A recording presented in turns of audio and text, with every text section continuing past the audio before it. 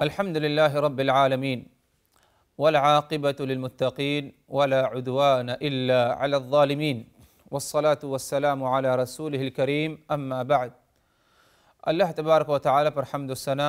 اور اس کے نبی کریم صلی اللہ علیہ وسلم پر بے شمار بے حد بے عدد درود السلام کے بعد، محترم ناظرین، قصص القرآن کے اس سلسلہ وار پروگرام میں ہم آپ کی خدمت میں حاضر ہیں۔ السلام علیکم ورحمۃ اللہ وبرکاتہ۔ ناظرین کرام، ہماری گفتگو حضرت زینب بنت جحش کے نکاح سے متعلق جو قصہ اللہ تبارک و تعالی نے قرآن مجید میں ذکر فرمایا ہے، اس موضوع پر اس قصے سے متعلق ہماری گفتگو جاری ہے۔ گزشتہ دو نشستوں میں بات گزر چکی ہے کہ جہاں حضرت زینب بنت جحش کا نکاح کا ذکر آئے، ادھر اللہ کے رسول کا بھی ذکر آئے گا اور زید بن حارثہ کا بھی ذکر آئے گا، کیونکہ اس قصے میں یہ تین اہم شخصیات ہیں۔ زید بن حارثہ کا کیا تعلق اس قصے سے تھا، اس پر بات گزر چکی ہے، اور بات یہاں تک پہنچی کہ زید بن حارثہ جنہیں آپ صلی اللہ علیہ وسلم نے اپنا منہ بولا بیٹا بنایا تھا اور اپنی پھوپھیزاد بہن حضرت زینب سے ان کا نکاح کرایا تھا، ایک وقت ایسا آیا کہ دونوں کو آپس میں جدا ہونا پڑا طلاق کے ذریعے۔ اب اس کے بعد اللہ تبارک و تعالی کا حکم تھا، فیصلہ تھا کہ آپ نکاح کر لیں، کس سے؟ اسی عورت سے جسے طلاق زید ابن حارثہ نے دیا ہے۔ اللہ تبارک و تعالی نے قرآن مجید میں فرمایا فَلَمَّا قَضَى زَيْدٌ مِّنْهَا وَطَرًا زَوَّجْنَاكَهَا لِكَيْ لَا يَكُونَ عَلَى الْمُؤْمِنِينَ حَرَجٌ فِي أَزْوَاجِ أَدْعِيَائِهِمْ إِذَا قَضَوْا مِنْهُنَّ وَطَرًا وَكَانَ أَمْرُ اللَّهِ مَفْعُولًا۔ اور جب زید نے اپنی حاجت پوری کر لی زینب سے، زوجنا کہا، تو ہم نے تمہارا نکاح زینب سے کرا دیا، یا زینب کو تمہاری زوجیت میں ہم نے رکھ دیا، دے دیا۔ کیا مطلب کہ زید نے اپنی ضرورت پوری کر لی؟ یعنی نکاح تک زید کو زینب کی ضرورت اور زینب کو زید کی ضرورت، اب طلاق ہو گیا تو اس کا مطلب یہ کہ جو کچھ ضروریات تھی وہ پوری ہو گئی، اب اس کے بعد کیا ہے؟ طلاق واقع ہو گئی۔ فَلَمَّا قَضَى زَيْدٌ مِّنْهَا وَطَرًا، جب زید نے اپنی ضرورت پوری کر لی زینب سے اور اسے طلاق دے دیا، عدت گزر گئی، زوجناکہا، تو ہم نے تمہارا نکاح اس سے کرا دیا۔ نکاح کس نے کرایا؟ زوجناکہا، اللہ اپنے بارے میں فرما رہا ہے، ہم نے تمہارا نکاح کرا دیا۔ ادھر نہ کسی ولی کی ضرورت پڑی اور نہ ہی دو گواہوں کی ضرورت پڑی، بلکہ اللہ تبارک و تعالی نے نکاح کرایا۔ یہ ایک خاصیت حاصل ہے، خصوصیت ہے حضرت زینب بنت جحش کی۔ اسی لیے زینب بنت جحش کے بارے میں آیا کرتا تھا کہ بہت ہی زیادہ فخر محسوس کیا کرتی تھی دوسری جو امہات المؤمنین تھیں ان کے مقابلے میں، اور کہا کرتی تھی باقی یہ دوسری امہات المؤمنین ازواج مطہرات تھیں کہ تم سبوں کا تو نکاح ہوا زمین پر، دو گواہ پائے گئے اور زمین پر نکاح ہوا، ولی پائے گئے، لیکن میرا جہاں تک نکاح تھا اللہ کے رسول سے، وہ تو ساتوں آسمان پر میرا نکاح ہوا۔ گویا کہ مطلب یہ کہ اللہ تبارک و تعالی نے جو نکاح کرایا، کہ اللہ نے فرمایا زوجناکہا، ہم نے جو ہے تمہارا نکاح زینب سے کرا دیا۔ تو یہ ایک خصوصیت حاصل ہے حضرت زینب بنت جحش کو۔ تو رسول اللہ صلی اللہ علیہ وسلم کا نکاح اللہ تبارک و تعالی نے حضرت زینب سے کرا دیا۔ آگے فرماتے ہیں اللہ تبارک و تعالی کہ یہ نکاح میں نے کیوں کرایا؟ لِكَيْ لَا يَكُونَ عَلَى الْمُؤْمِنِينَ حَرَجٌ فِي أَزْوَاجِ أَدْعِيَائِهِمْ إِذَا قَضَوْا مِنْهُنَّ وَطَرًا، یہ نکاح ہم نے تمہارا اس لیے کرایا تاکہ آگے چل کر ایمان والے جو تمہارے ساتھی ہیں ان کے درمیان کوئی ایسی تنگی نہ پائی جائے کہ اگر ان کے منہ بولے بیٹے اپنی عورتوں کو طلاق دے دیں اور وہ لوگ اس سے نکاح کر لیں۔ مطلب یہ کہ اس رسم کو میں نے ختم کر دیا ہے کہ کوئی کسی کا منہ بولا بیٹا نہیں ہو سکتا، اپنے طرف منسوب نہیں کر سکتا، اس کو اس کے باپ ہی کی طرف منسوب کیا جائے، یہ ہے۔ لیکن اگر یہ فیصلہ ہو چکا ہے تو اب اگر کبھی کسی کا جو ہے منہ بولا بیٹا اس نے اپنی عورت کو طلاق دے دیا تو اس سے کیا ہے، جس نے اسے اپنا بیٹا بنایا تھا اس کی عورت سے کیا ہے نکاح کر سکتا ہے عدت گزر جانے کے بعد۔ یہ حکم قیامت تک ہے، کوئی اس میں بدلاؤ نہیں آ سکتا، یہ اللہ کا حکم تھا۔ لیکن اللہ تبارک و تعالی نے مزید اور اس حکم کو ثابت اور مزید اور نافذ کرنے کے لیے ایمان والے مزید اور خوش دلی سے اس حکم کو قبول کریں، اللہ نے اس پر عمل اپنے رسول سے پہلے کروایا، اپنے رسول سے سب سے پہلے اس پر عمل کروایا کہ میرا یہ فیصلہ ہو چکا ہے منہ بولے جو اولاد ہیں ان کے بارے میں اور ان کی عورتوں کے بارے میں، تو اے نبی سب سے پہلے تمہارا اس پر عمل ہوگا۔ زید نے اپنی عورت کو طلاق دیا، اب تم اس سے نکاح کر لو، بولنے دو لوگ جو کچھ بولیں کہ ہاں اپنی بہو سے نکاح کر رہا ہے، بولنے دو ان کو، اللہ کا حکم قبول کرو، تم اس پر عمل کرو، اس پر تم سے اس لیے عمل کرایا گیا لِكَيْ لَا يَكُونَ عَلَى الْمُؤْمِنِينَ حَرَجٌ، تاکہ مومنوں کے دل میں کوئی تنگی باقی نہ رہ جائے اس حکم کے بارے میں۔ جب ایمان والے دیکھیں گے کہ اللہ کا حکم فیصلہ ہے اور ہمارے رسول نے اس پر خود عمل کیا ہے تو مزید اور جذبہ ان کے اندر پایا جائے گا اس اللہ کے اس حکم اور اللہ کے اس فیصلے کو قبول کرنے کا۔ یہ مقصد ہے تمہارا نکاح کرانے کا۔ وَكَانَ أَمْرُ اللَّهِ مَفْعُولًا، اور اللہ تبارک و تعالیٰ کا جو حکم ہوتا ہے، جو فیصلہ ہوتا ہے، اسے کیا ہے مانا جاتا ہے۔ اللہ تبارک و تعالیٰ نے سورہ الاحزاب میں فرمایا مَا كَانَ عَلَى النَّبِيِّ مِنْ حَرَجٍ فِي مَا فَرَضَ اللَّهُ لَهُ سُنَّةَ اللَّهِ فِي الَّذِينَ خَلَوْا مِنْ قَبْلُ وَكَانَ أَمْرُ اللَّهِ قَدْرًا مَقْدُورًا۔ نبی پر کوئی تنگی نہیں، جو کچھ اللہ نے اس پر فیصلہ کر دیا ہے لازم کر دیا ہے۔ اللہ نے فیصلہ کر دیا کہ زینب سے تمہیں نکاح کرنا ہے، ما کان علی النبی من حرج، نبی پر اس فیصلے کے بعد کوئی تنگی نہیں ہونی چاہیے۔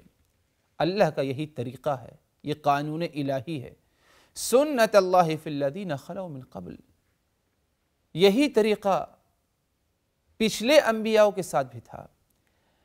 کہ رسم و رواج پر انبیاء کا عمل، اللہ تبارک و تعالیٰ کا حکم آتا ہے اچانک، اور اس رسم پر عمل کرنا نبی کو اس سے کیا ہے روک دیا جاتا ہے۔ یہی معاملہ اے محمد تمہارے ساتھ بھی ہوا ہے۔ دوسروں کو اپنا بیٹا بنا لینا اور اپنی صلبی اولاد جیسے سمجھنا، یہ ایک رسم چلے آ رہی تھی، تم نے اس پر عمل کیا، زید کو اپنا بیٹا بنا لیا اور تمہارے کچھ ساتھیوں نے اس پر عمل کیا، لیکن اب اللہ کا حکم آیا کہ اس کو ختم کر دیا جائے، اس رسم پر عمل نہ کیا جائے۔ یہ اللہ کا حکم ہے، اس میں کوئی تنگی تم پر نہیں ہونی چاہیے، کیونکہ اللہ تبارک و تعالیٰ نے پچھلے انبیاء کے ساتھ بھی ایسے کیا۔ ایک رسم چلی آ رہی ہے، اس پر انبیاء عمل کیا کرتے تھے، اللہ تبارک و تعالیٰ کا اچانک حکم آتا ہے کہ اس رسم اور رواج پر عمل نہ کیا جائے، انبیاء کرام بھی جو ہے اس سے کیا ہے رک جایا کرتے تھے۔ وَكَانَ أَمْرُ اللَّهِ قَدْرًا مَقْدُورًا، اور اللہ تبارک و تعالیٰ کا جو حکم ہوتا ہے اس کا فیصلہ ہو چکا ہوتا ہے۔ الَّذِينَ يُبَلِّغُونَ رِسَالَاتِ اللَّهِ وَيَخْشَوْنَهُ وَلَا يَخْشَوْنَ أَحَدًا إِلَّا اللَّهَ وَكَفَى بِاللَّهِ حَسِيبًا۔ ادھر اللہ تبارک و تعالیٰ نے انبیاء کی تعریف بیان کی کہ الَّذِينَ يُبَلِّغُونَ رِسَالَاتِ اللَّهِ وَيَخْشَوْنَهُ وَلَا يَخْشَوْنَ أَحَدًا إِلَّا اللَّهِ، جو لوگ اللہ کا پیغام پہنچاتے ہیں اور اللہ ہی سے ڈرتے ہیں، وَلَا يَخْشَوْنَ أَحَدًا إِلَّا اللَّهِ، اور اللہ کے سوا کسی اور سے نہیں ڈرتے۔ ادھر تنبیہ ہے اللہ کے رسول کو کہ تم لوگوں سے ڈر رہے تھے کہ لوگ کیا کہیں گے تمہیں کہ اپنی بہو سے نکاح کر لیا، محمد نے تمہیں یہ ڈر تھی یاد رکھو انبیاء کا یہ طریقہ نہیں رہا۔ انبیاء اللہ کا پیغام پہنچایا کرتے تھے، اللہ کا فیصلہ بتایا کرتے تھے لوگوں کو، وَيَخْشَوْنَهُ اور اللہ ہی سے ڈرا کرتے تھے، وَلَا يَخْشَوْنَ أَحَدٍ إِلَّا اللَّهِ اور اللہ کے علاوہ کسی اور سے، اللہ کے سوا کسی اور سے نہیں ڈرتے تھے۔ وَكَفَى بِاللَّهِ حَسِيبًا اور اللہ کیا ہے، کافی ہے انسان کے لیے، اللہ بہترین کیا ہے، کارساز ہے۔ آگے فرماتے ہیں اللہ تبارک و تعالی ما كان محمد ابا احد من رجالكم ولكن رسول اللہ وخاتم النبیین وكان اللہ بكل شيء عليما۔ بہت ہی بہترین آیت، ایک اہم فیصلہ جس کا تعلق ہمارے عقیدے سے ہے، ہمارے ایمان سے ہے۔ اللہ تبارک و تعالی نے فرمایا ما كان محمد ابا احد من رجالكم، اے لوگو یاد رکھو محمد کبھی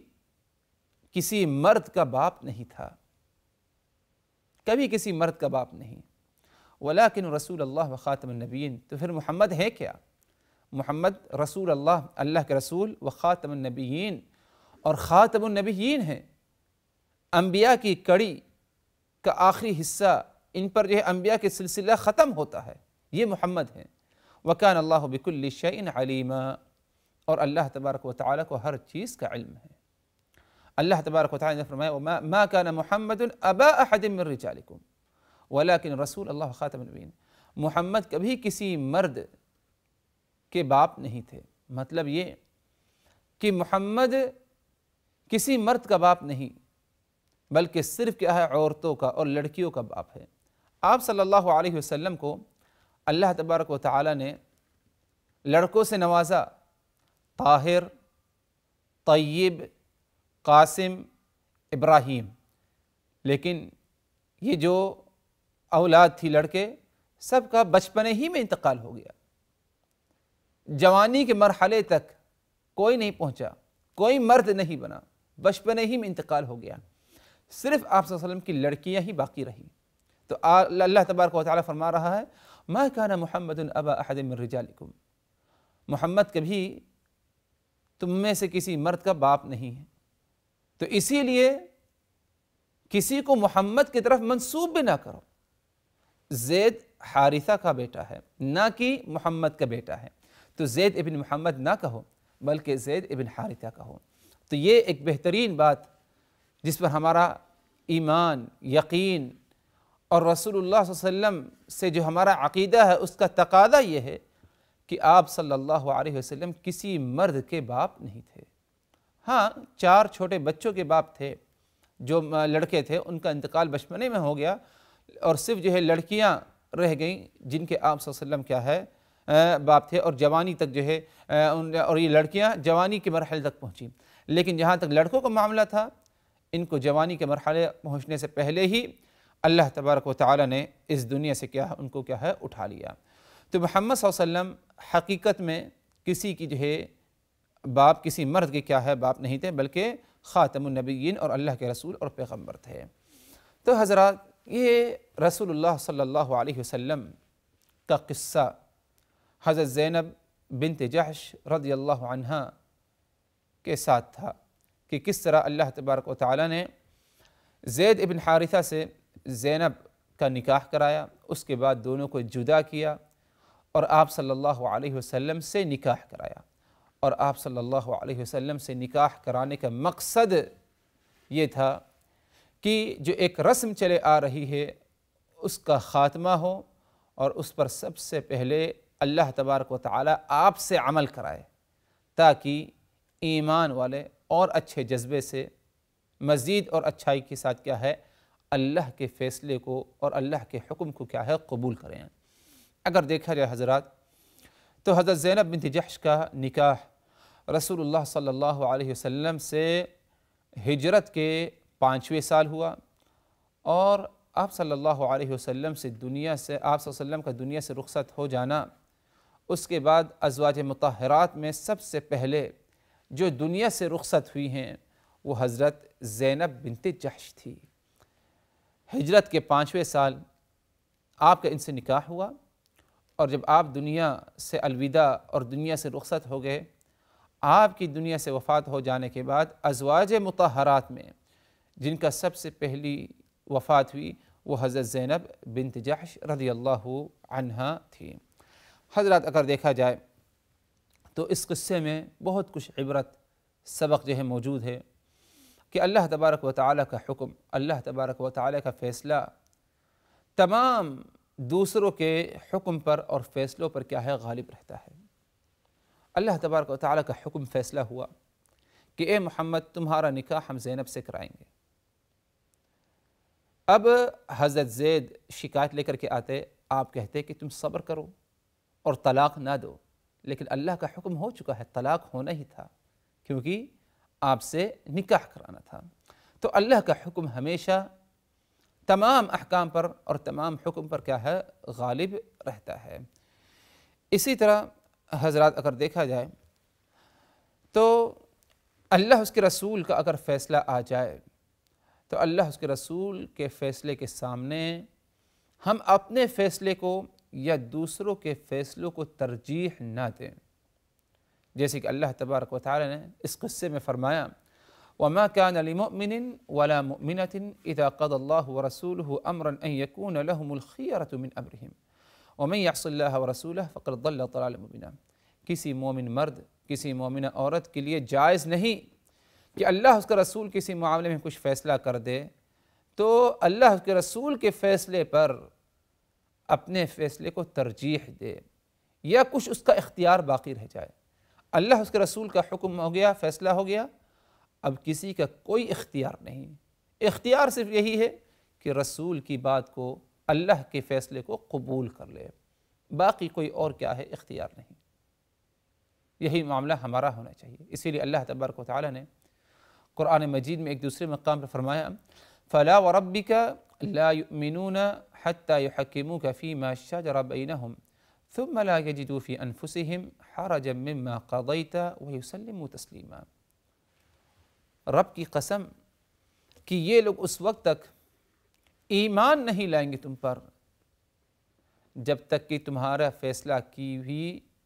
باتوں کو مان نہ لیں، کہ ان کے آپس میں اگر کچھ اختلاف ہو حَتَّى يُحَكِّمُوكَ فِي مَا شَجَرَ بَيْنَهُمْ، ان ایمان والوں کو اگر آپس میں کچھ اختلاف ہوتا ہے تو اس اختلاف کو ختم کرنا اور مناسب فیصلے کے لیے تمہارے فیصلے کو قبول نہ کریں۔ تم حیات ہو تو تم سے فیصلہ طلب کریں، تم دنیا سے وفات پا چکے ہو تو تمہارے احکام میں اپنے اختلاف کا فیصلہ تلاش کریں، اختلاف کو ختم کرنے کے لیے۔ تمہارے فیصلے کو جب تک یہ قبول نہ کریں اس وقت تک کیا ہے یہ ایمان والے نہیں ہو سکتے۔ تو اللہ اس کے رسول پر ہم نے اگرچہ ایمان لایا لیکن اس ایمان کے تقاضوں کو پورا کیا جائے، اور ایک اہم تقاضا یہ ہے کہ اللہ اس کے رسول کا اگر کچھ فیصلہ ہو جائے تو اس فیصلے کو قبول کیا جائے۔ اللہ اس کے رسول کا فیصلہ آ جانے کے بعد ہمارا کوئی اختیار باقی نہیں رکھتا اور نہ ہی ہماری اپنی کسی رائے کی کیا ہے گنجائش کوئی پائی جاتی ہے۔ اسی لیے زینب بنت جحش جب کچھ پیچھے ہٹ رہی تھی حضرت زید سے نکاح کرنے کے لیے، کیونکہ وہ غلامی کی زندگی گزار چکے ہیں، اللہ تبارک و تعالی نے اس چیز سے روکا اور فرمایا رسول کا فیصلہ ہے، اب تمہیں سے جو ہے کسی کو کوئی گنجائش نہیں کہ تم اس فیصلے کو رد کرو، یہ اپنے فیصلے کو ترجیح دو۔ المہم حضرات، آج کے اس نشست میں اسی پر اکتفا کرتے ہیں۔ یہ رسول اللہ صلی اللہ علیہ وسلم کا نکاح کا معاملہ قصہ تھا حضرت زینب سے۔ اللہ تعالیٰ سے دعا کہ اس قصے میں جو کچھ عبرت سبق پائے جاتے ہیں اللہ تعالیٰ تو ہمیں اس پر غور و فکر کرنے کی توفیق دے اور اس پر عمل کرنے کی توفیق دے۔ وآخر دعوانا ان الحمد للہ رب العالمین، والسلام علیکم ورحمۃ اللہ وبرکاتہ۔ لقد كان في قصصهم عبرة لأولي الألباب ما كان حديثا يفترى ولكن تصديق الذي بين يديه وتفصيل كل شيء وهدى ورحمة لقوم